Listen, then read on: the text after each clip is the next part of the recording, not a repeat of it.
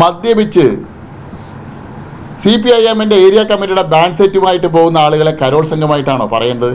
ഈ കാളാണ്ട് അതിൽ ബിഷപ്പ് പറഞ്ഞല്ലോ, കൃത്യമായി പറഞ്ഞല്ലോ.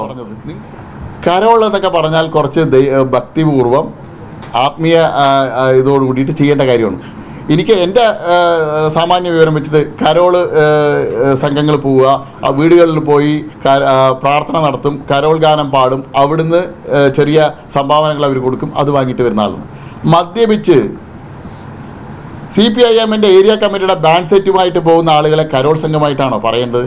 ഈ കാളാണ്ട് അതിൽ ബിഷപ്പ് പറഞ്ഞല്ലോ, കൃത്യമായി പറഞ്ഞല്ലോ. നിങ്ങൾ അല്ല മദ്യപിച്ചിട്ടെന്ന് ബിഷപ്പ് പറഞ്ഞിട്ടില്ല.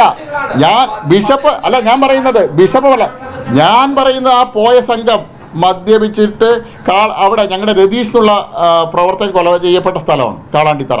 അവിടേക്ക് ബോധപൂർവം സംഘർഷമുണ്ടാക്കാനായിട്ട് CPM ക്രിമിനൽ സംഘം പോയതാ. എവിടെയെങ്കിലും ബാൻഡ് ഇതിൽ CPIM ബാൻഡ് ഉപയോഗിച്ചിട്ട് കരോൾ നടത്തുന്നത് നിങ്ങൾ കേട്ടോ?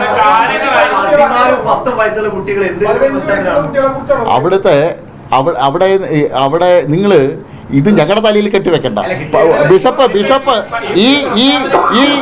അല്ലല്ല, ഇതുമായിട്ട് പോയ ഈ കരോൾ സംഘത്തിൽ പോയ വ്യക്തികളും അതുപോലെ തന്നെ ഈ കേസിൽ പ്രതിയായിട്ടുള്ള ആളും തമ്മിൽ അവിടെ വ്യക്തിവൈരാഗ്യമുണ്ട്. അവർ തമ്മിൽ നേരത്തെ പ്രശ്നങ്ങൾ ഉണ്ടായിട്ടുണ്ട്. അതിൻ്റെ പേരിലുണ്ടായ പ്രശ്നമാണ്. അതിനെ RSSന്റെയും ഞങ്ങൾക്ക് അതിന് ഉത്തരം പറയേണ്ട ആവശ്യമില്ല. അതല്ല